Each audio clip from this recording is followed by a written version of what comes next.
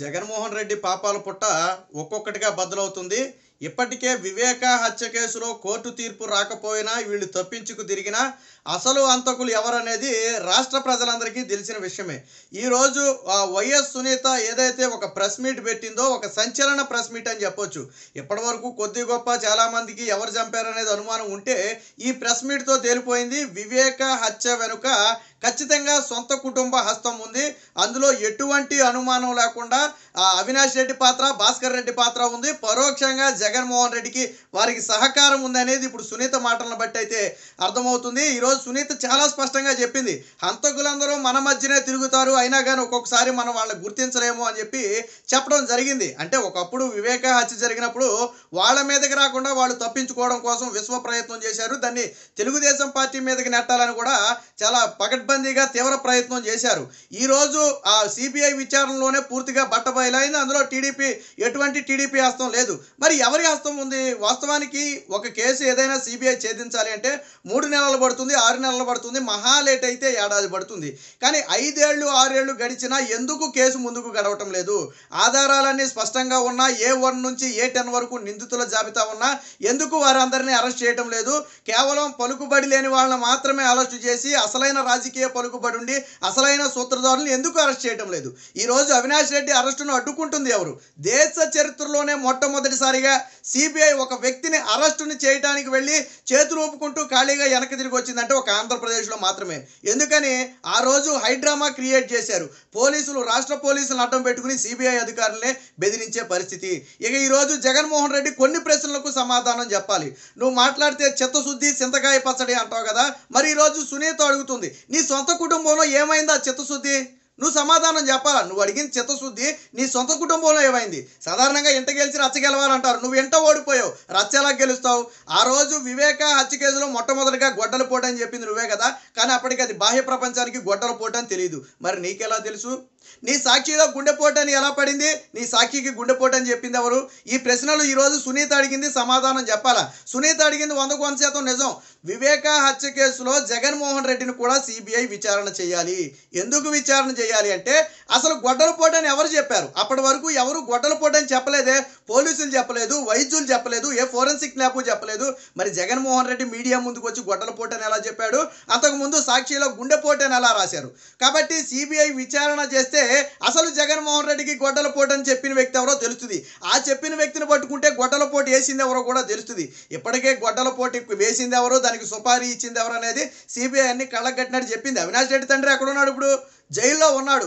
జగన్మోహన్ రెడ్డి మాట్లాడితే ప్రజల్లోకి వెళ్ళిపోయి నేను మీ మనిషిని నమ్మండి, నమ్మకం ఉంచండి, ఆ నిజాయితీ అని చెప్తాడు కదా. మరి వివేక హత్య కేసులో ఏమైపోయింది ఆ నిజాయితీ? ఎందుకు మొదట సిబిఐ విచారణ కోరావు, తర్వాత ఎందుకు సిబిఐ విచారణ వద్దని నువ్వే వెనక్కి తీసుకున్నావు? ఈరోజు నీ చెల్లి ప్రత్యక్షంగా నీ పేరు చెప్పకపోయినా పరోక్షంగా చెప్పింది మాత్రం జగన్మోహన్ రెడ్డి పేరే. ఒక మాట అయితే డైరెక్ట్గా చెప్పింది, జగన్మోహన్ రెడ్డికి ఓటేయొద్దు, వైసీపీ పార్టీకి ఓటేయొద్దు. ఎందుకు ఓటేయొద్దు అంటుందంటే హంతకుల పార్టీకి, హత్యలు అంత చేయించే వారికి ఎట్టి పరిస్థితుల్లో ఓటు వేయకూడదు. ప్రజాస్వామ్యంలో ఇలాంటి వారిని మనం దూరంగా ఉంచాలి. ఈరోజు వివేక హత్య కేసును మనం అందరం ఒకలాగా భావించాలి, మన సొంత కుటుంబంలో ఘటనలాగానే భావించాలి. ఎందుకంటే పాపం ఒక మహిళ 5 ఏళ్ల నుంచి తన తండ్రికి జరిగిన అన్యాయం మీద నిలదీస్తూ ప్రశ్నిస్తే చివరికి కూతురి మీద, అల్లుడి మీద కేసులు పెట్టారు. ఏంటి వాళ్ళు చేసిన పాపం ఏంటంటే అసలు చంపింది ఎవరో తేల్చాలని చెప్పి సిబిఐ ఎంక్వైరీ అడగటమే వాళ్ళు చేసిన అసలు తప్పు. పైగా అవినాష్ రెడ్డి మీద కేసు ఎత్తే ఏమవుద్ది? బీజేపీలోకి వెళ్ళిపోతాడు. నా మీద కేసు పెడితే ఏమవుద్ది? 11 కేసులోనే 12వ సిబిఐ కేసు అవుద్ది అని స్వయంగా జగన్మోహన్ రెడ్డి చెప్పాడట. ఇప్పుడు ఒక వ్యక్తి నీకు సంబంధం లేనప్పుడు నా మీద కేసు వేస్తే ఏమవుద్ది, ఇంకో కేసు అవుద్ది తప్ప అని ఎందుకంటారు? ఇప్పుడు నా మీద నిందేశారు అనుకోండి, నేనేమంటా, నా మీద నిండేటువంటి నేను హత్య చేయకుండా నా మీద నిందెందుకు వేస్తారని చెప్పి నేను నిలదీస్తా. కానీ వేస్తే వేసుకో, ఏమవుద్ది, ఇంకో కేసు అవుద్ది నాకు అని నేను అన్నాను అంటే నేరం చేసినట్టే కదా లెక్క. మరి జగన్మోహన్ రెడ్డి అయితే ఏమవుద్ది, ఇంకో కేసు అవుద్ది అన్నాడు అంటే జగన్మోహన్ రెడ్డి పాత్ర లేదా? అందులో జగన్మోహన్ రెడ్డి అష్టం లేదా? ఈరోజు చెల్లెలు సునీత చెప్పింది కేవలం జగన్మోహన్ రెడ్డి గురించే. ప్రత్యక్షంగా చెప్పనివ్వండి, పరోక్షంగా చెప్పనివ్వండి, జగన్మోహన్ రెడ్డి గురించే ఈరోజు మొత్తం చెప్పింది. జగన్మోహన్ రెడ్డి అక్కడ ముఖ్యమంత్రి పదవిలో ఉన్నంతకాలం వివేక హత్య కేసులో దోషులు దొరకరు. జగన్మోహన్ రెడ్డి ఎప్పుడైతే ముఖ్యమంత్రి పదవి నుంచి దిగిపోతాడో, ఎప్పుడైతే రాజకీయంగా జగన్మోహన్ రెడ్డి పతనం ప్రారంభమవుతుందో అప్పుడు మాత్రం మాత్రమే ఈ కేసు ముందుకు నడుస్తుంది. ఎందుకంటే వ్యవస్థలను మేనేజ్ చేసి ఆ కేసుల నుంచి రక్షణ పొందడం ఎలాగో జగన్మోహన్ రెడ్డికి తెలిసినంతగా వేరొక వ్యక్తికి తెలియదు. లేకపోతే 3300 వాయిదాలు తీసుకుని సిబిఐ కోర్టుకు వెళ్లకుండా జగన్మోహన్ రెడ్డి ఎందుకు 10 ఏళ్ల నుంచి తిరుగుతున్నాడు అంటే వ్యవస్థల్ని మేనేజ్ చేయడం తెలుసు కాబట్టే తిరిగాడు. ఆ వ్యవస్థలను మేనేజ్ చేయడం చంద్రబాబు గారికి తెలియదు కాబట్టి ఆయన జైల్లో కూర్చున్నాడు. కాబట్టి జగన్మోహన్ రెడ్డి మీద ఈ ఆరోపణలన్నీ ఉన్న నేపథ్యంలో, సొంత చెల్లి ఆరోపణలు చేసిన నేపథ్యంలో ఇప్పుడు వైసీపీ నేతలు స్పందించాలా? ఎందుకు అవినాష్ రెడ్డి కేసు ముందుకు వెళ్ళటం లేదు? ఎందుకు సిబిఐ ఎంక్వైరీని జగన్మోహన్ రెడ్డి అడ్డుకున్నాడు? ఎందుకు సిబిఐ అధికారుల మీదే తిరిగి కేసు వేశారు? ఇలాంటి విషయాలకు జగన్మోహన్ రెడ్డి సమాధానం చెప్పాలా? నువ్వు పవన్ కళ్యాణ్ పెళ్లిళ్ళ గురించో లేదా దుష్ట చతుష్టమని నేను ప్రశ్నించో పత్రికల మీద రాతలు రాస్తేనో నీకు వచ్చేదేం లేదు. రేపటి రోజున నువ్వు నీ సాక్షిలో నీ చెల్లెలు మాట్లాడిన ప్రతిదీ కూడా నువ్వు మాట్లాడినట్టు హెడ్డింగ్ పెట్టేయగలదువా? ఆ రోజు నరాసుర రక్త చరిత్ర అని రాశావు, అది పచ్చి తప్పు. అందులో అసలు చంద్రబాబు గారి ఫ్యామిలీకి కానీ చంద్రబాబు గారికి కానీ పాత్రే లేదు. మరి ఈరోజు నీ చెల్లెలు చెప్తుంది చంపింది ఎవరనేది, మరి నీ సాక్షిలో ఆ హెడ్డింగ్ పెట్టి రాయగలవా?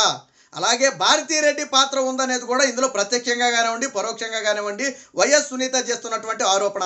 ఆ రోజు ఫోన్ కాల్స్ కానివ్వండి, తర్వాత జరిగిన పరిణామాలు కానివ్వండి, ఆవిడ చేస్తున్న ఆరోపణలు, దానికి సమాధానం చెప్పాల్సిన బాధ్యత మీ మీద ఉంది. ఎందుకంటే ఇప్పటి వరకు ఈ అవినాష్ రెడ్డి నా తమ్ముడు అని చెప్పి అసెంబ్లీలో కాపాడే ప్రయత్నం చేసింది స్వయంగా జగన్మోహన్ రెడ్డి. కాబట్టి ఖచ్చితంగా ఇలాంటి ప్రశ్నలకు సమాధానం చెప్పాలి. ఏది ఏమైనా వివేక హత్య కేసులో దోషులు ఎవరు అనేది ఈరోజు సునీత బాహ్య ప్రపంచానికి తెలిపింది. కేసు జరిగిన రోజు దగ్గర నుంచి అవినాష్ తన మీదకు అనుమానం రాకుండా బాబాయ్ నా కోసం ప్రచారం చేశాడు, 11:30 దాకా ప్రచారం చేశాడని చెప్పి వెళ్ళి చెప్తున్నాడంటే ఎందుకు చెప్తున్నాడు అంటే అవినాష్ రెడ్డి మీదకు అనుమానం రాకుండా. జగన్మోహన్ రెడ్డితో కూడా మాట్లాడినప్పుడు ఎంతవరకు టీడీపీ నేతల మీద నిందనెట్టడమే తప్ప తన మీదకు అనుమానం రాకుండా చేసుకున్నాడు. సో అందుకనే చెప్పింది సొంత కుటుంబంలోనే నేరస్తులు ఉన్నప్పటికీ నేను గుర్తించడానికి ఆలస్యమైంది. కాబట్టి ఇలాంటి తప్పు మరొకసారి జరగకూడదు. కాబట్టి నాకు న్యాయం జరగాలంటే మీ అందరి మద్దతు నాకు అవసరం. ఎలాంటి మద్దతు? వచ్చే ఎన్నికల్లో ఓటు అనే ఒక ఆయుధంతో మీ మద్దతు తెలపాలా? జగన్మోహన్ రెడ్డిని గద్దె దించాలా? వివేక కేసులో హంతకులు ఎవరైతే ఉన్నారో వారికి శిక్ష పడాలనేది ఈరోజు ఆ సునీత యొక్క ప్రధాన ఉద్దేశం. కాబట్టి పార్టీలకు, కులాలకు, మతాలకు అతీతంగా ఈరోజు వివేక హత్య కేసు వెనుకున్న దోషులకు శిక్ష పడాలని చెప్పి మనందరం కోరుకుందాం. మనందరం కూడా సునీతకు అండగా నిలబడదాం.